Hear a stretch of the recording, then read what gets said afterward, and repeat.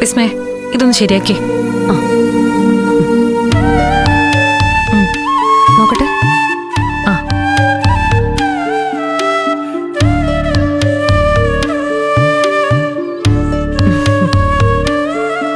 മുഹൂർത്തത്തിന് ഇനി കുറച്ച് സമയമേ ഉള്ളൂ. ഒരുക്കങ്ങളൊക്കെ തീർന്നില്ലേ? ആ, എല്ലാവരുടെ മനസ്സിലിപ്പോ കല്യാണത്തെ പറ്റിയുള്ള ചിന്തയേ ഉള്ളൂ. വിനയേട്ടനെ എല്ലാവരും മനസ്സിൽ നിന്ന് വിട്ടു. മോളെ രോഹിണി, കുറച്ച് സമയം കൂടി നീ ഒന്ന് പിടിച്ചു നിൽക്ക. ഈ കല്യാണം ഒന്ന് കഴിഞ്ഞോട്ടെ. വിമലയുടെ കല്യാണത്തിന് വിനയേട്ടൻ ഒരു റോളും ഇല്ലെന്ന് ഇവിടെ പറയുന്നത് കേട്ടു.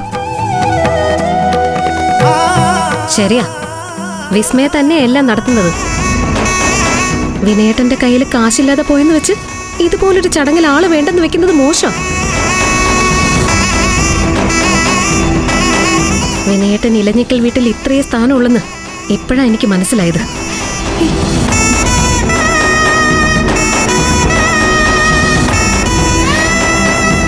അയ്യോ, അങ്ങനെയൊന്നും പറയല്ലേ.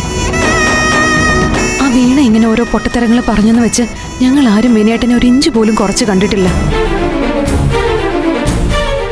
അതെ, വിനയൻ ഇവിടെ ഇല്ലെങ്കിലും വിമലയുടെ വിവാഹം മുഹൂർത്തത്തിന് നടക്കണമെന്നേ ആഗ്രഹിക്കൂ.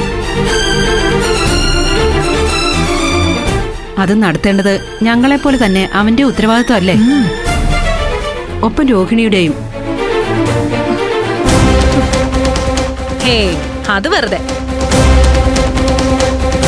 ഏട്ടനില്ലാത്ത ഉത്തരവാദിത്തം രോഹിണിക്ക് എങ്ങനെ ഉണ്ടാവുക? അതാണ് രോഹിണി ഇപ്പോഴും ഈ വിവാഹത്തിന് ഇടംതിരിഞ്ഞു നിൽക്കുന്നത്. അതെ, കറക്റ്റാണ്.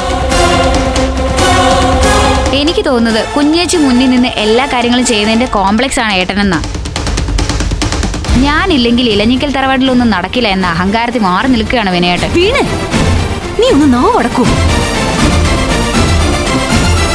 ഓരോരോ കണ്ടുപിടുത്തങ്ങള്.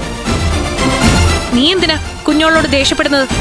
അവള് പറഞ്ഞ തന്നെയാ ശരി. താനില്ലാതെ ഒന്നും നടക്കരുതെന്നാ വിനയേട്ടന്റെ ആഗ്രഹം.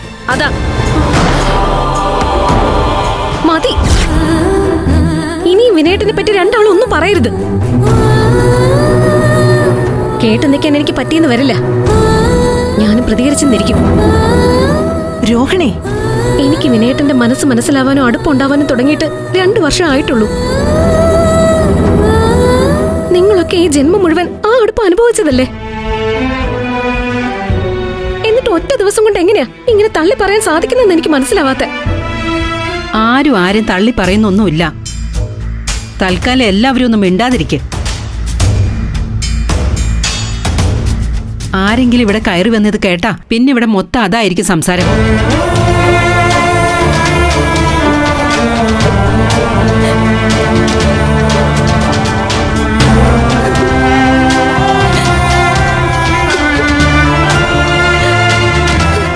ഫ്ലവേഴ്സ് സ്മാർട്ട് ഷോ ശനി ഞായർ ദിവസങ്ങളിൽ രാത്രി 9:30 ഫ്ലവേഴ്സിൽ.